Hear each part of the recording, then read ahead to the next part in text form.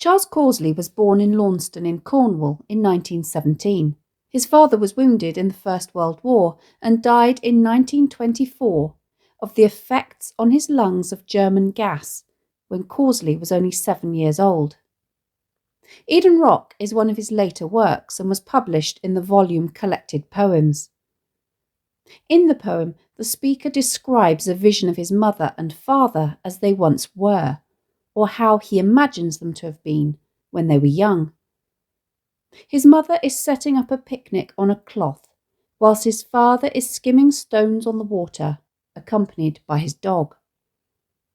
As soon as they see that he has arrived on the other side of the stream, they beckon and call for him to join them. More than just an imagined meeting between himself and his parents long after their deaths, the poem is an exploration of the strength of family bonds, as well as a meditation on the process of dying and what lies beyond. The poem is structured into 5 quatrains, but the final stanza concludes with a single detached line. This separation is significant, mirroring the thematic boundary between life and death, and creating a visual and emotional pause that resonates deeply with the poem's exploration of loss and transition. The use of the first-person narrative voice and the present tense lends the poem a sense of immediacy, as though the speaker is experiencing this vision of his parents as he writes, or recalling a dream so vividly that it feels alive in his memory. This immediacy draws the reader into the speaker's intimate experience, blurring the lines between reality, memory, and imagination. The poem does not follow a strict metrical pattern, which reinforces its natural conversational tone.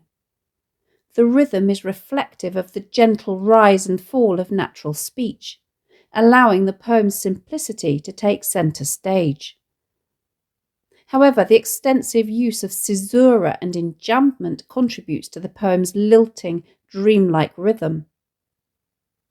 The caesura often mirrors moments of reflection or hesitation, as if the speaker is pausing to relive or savour the memory, while enjambment propels the reader forward, mimicking the fluidity of thought or a half-remembered dream. This rhythmic interplay creates a soft, meditative cadence that complements the nostalgic and elegiac mood of the poem. Causley employs half-rhyme throughout the poem, where only the final consonant sounds match, e.g. suit and feet, stone and beyond. This off-kilter rhyme scheme feels deliberately unbalanced, echoing the haunting quality of the speaker's vision. It subtly reminds the reader that this is not a perfect, tangible moment, but a memory, tinged with longing and an awareness of its fragility. The lack of full rhyme also reflects the incompleteness of life and death, a key theme of the poem, as the speaker contemplates crossing the stream to reunite with his parents. The poem's diction is deceptively simple, mirroring the understated and unpretentious lifestyle of the parents depicted in the poem.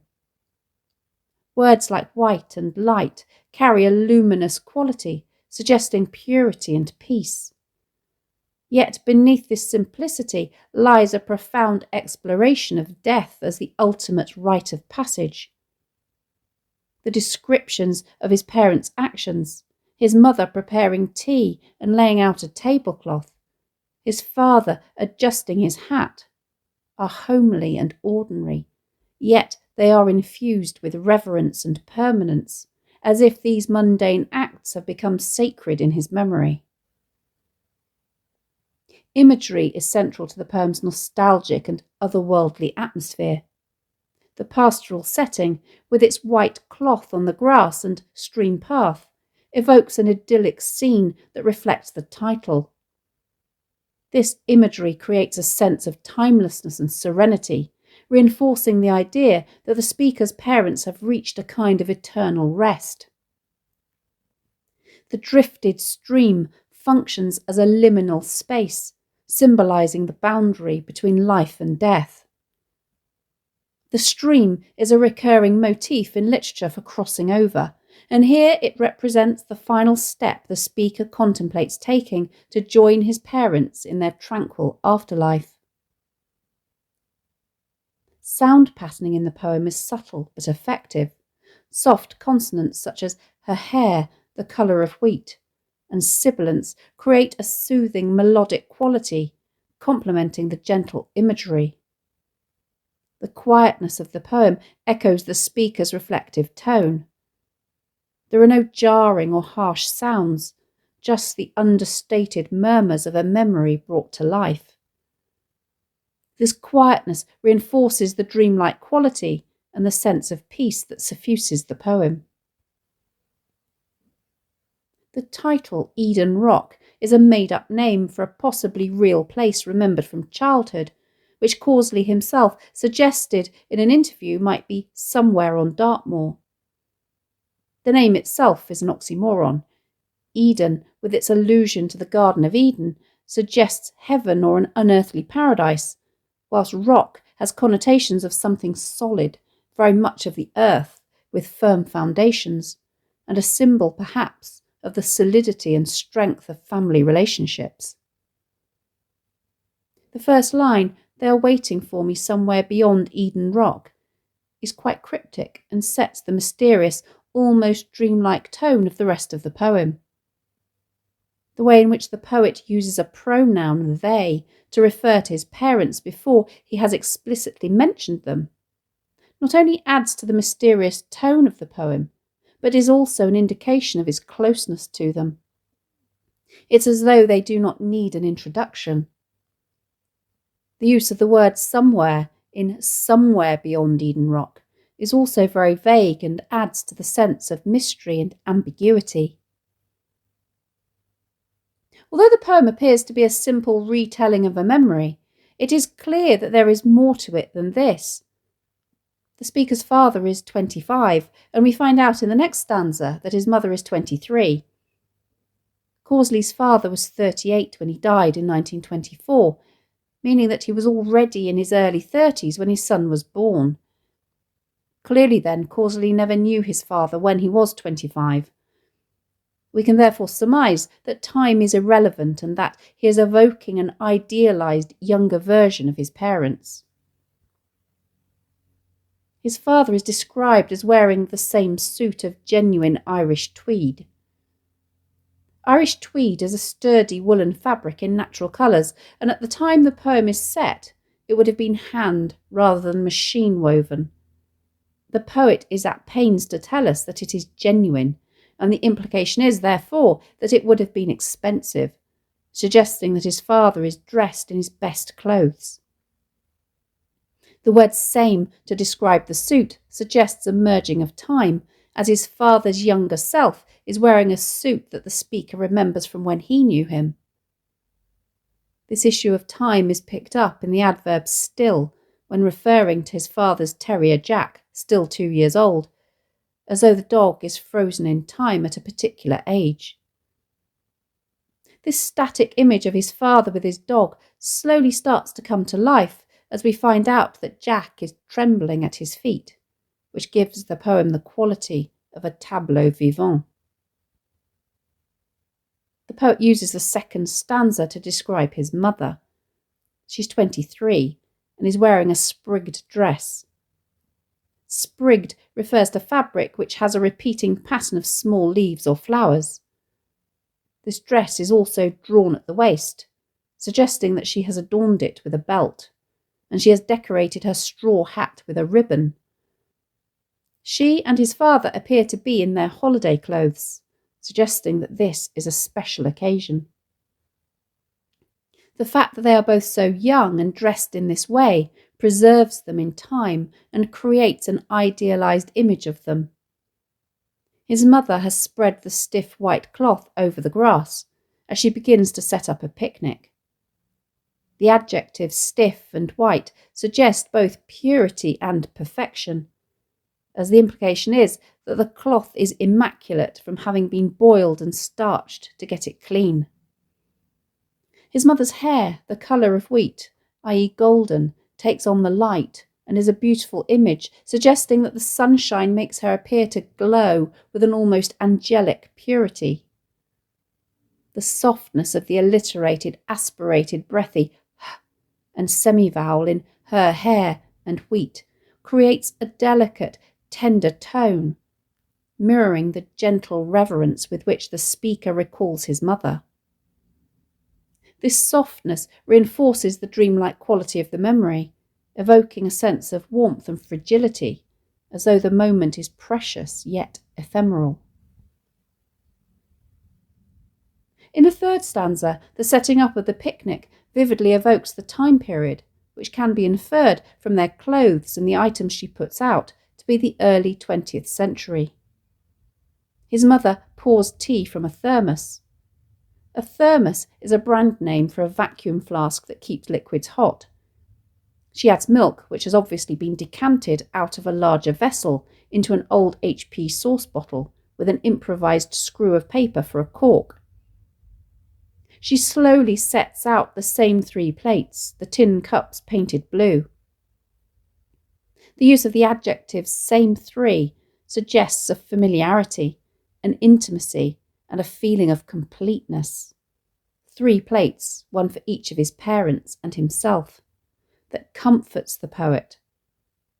The picnic is not extravagant. They are simply drinking tea from cups made of tin, evoking the family's humble origins, and yet the way in which he describes it in such minute detail suggests the perfection he sees. The mood changes in the 4th stanza, which is introduced with the simile, the sky whitens as if lit by 3 suns. This moment is clearly significant, signalled as it is by the reference to the number 3. 3 has been regarded as an important number throughout history, as it symbolises harmony, wisdom and understanding, as well as the past, the present and the future, all of which can be said to be evoked in this poem.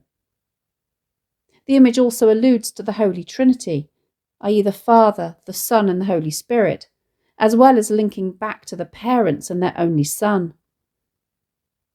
The extreme light and the way in which the sky becomes unnaturally white hints at the arrival of something supernatural.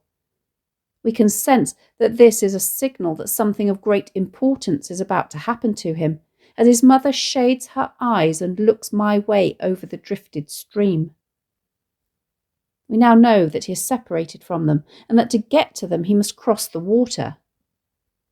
The word drifted in its past participle form is not usually used in this way as an adjective, but it helps to enhance the serene tone, as it has connotations of slowness and lack of purpose. This stream could be an allusion to the 4 rivers that bordered the Garden of Eden, or to the river Styx, which formed a border between the world of the living and the underworld in Greek mythology, across which people were ferried when they died. The drifted stream is, therefore, very probably a metaphor for the threshold that we must pass through in order to enter the afterlife. The serene tone continues as his father just whiles away the time as he spins a stone along the water. His parents leisurely beckon from the other bank. If they are in the underworld, they are already dead, and there is no hurry. They call to him, "See where the stream path is. Crossing is not as hard as you might think." Crossing is a common euphemism for dying, and they appear reassuring as they guide him to cross the stream to leave the earthly realm for the afterlife, to be reunited with them. Once more we realise the way in which time does not have any influence here. Presumably Causley, as he approaches death, is an old man, and yet his parents, who are giving him all the love and encouragement you would expect a parent to give their child when attempting something they think is difficult, are young.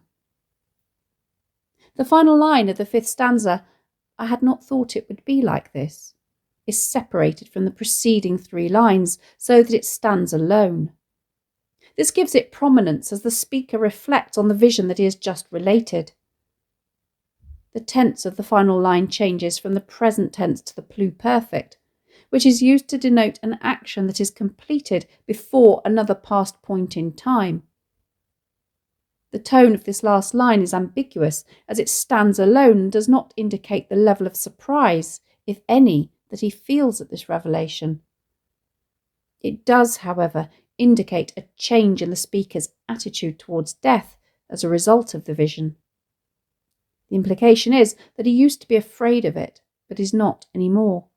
It is a beautiful and serene process where you are reunited with the people you have loved and lost. Thanks for watching. If you have any questions, please let me know in the comments section below, and I'll do my best to answer them. Don't forget to subscribe to my channel for more videos on English language topics and exam techniques, and English literature texts.